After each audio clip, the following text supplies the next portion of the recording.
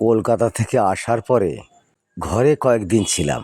হঠাৎ শুনতে পেলাম জালিপাড়ার ওদিকটাতে নাকি আজকে গাজন যাত্রা বসেছে।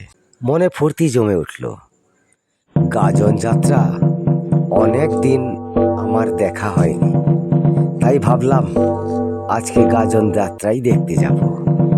কাউকে পেলাম না, নিজেদের প্রিয় বন্ধু বান্ধব কাউকে না। যে যার দূর দূরান্তে পরিযায়ী শ্রমিক হয়ে পাড়ি দিয়েছে, কেউ কোথাও নেই। একজন সঙ্গী ছাড়া জেলে পাড়ার সেই মোড় টপকে আমি যাই কি করে? তাই আমি চিন্তা করলাম, দক্ষিণ পাড়ার চাষিদের একটা খুড়োর ছেলের সঙ্গে আমার একটু মিল ছিল, তাকে গিয়ে বলি। তো আমি খুঁজে খুঁজে গেলাম চাষিদের বাড়ির ওখানে।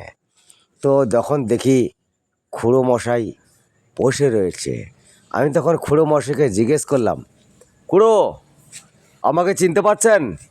সৌরভ, ওই কলকাতায় কাজ করি, আমি ওখান থেকে এসেছি, চিনতে পারছেন? খুড়ো মশাই হাতের হুঁকোটা ফেলে যেন এক মরা দৃষ্টিতে আমার দিকে তাকিয়ে তিম তিম আলোর মাঝখান দিয়ে আমাকে বললেন,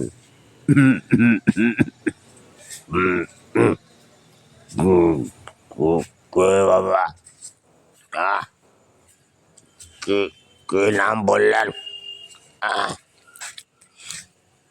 আমি সৌরভ, ওই যে আমি দক্ষিণ পাড়ে থাকি, আপনার ছেলের সঙ্গে আমার মিল ছিলেন।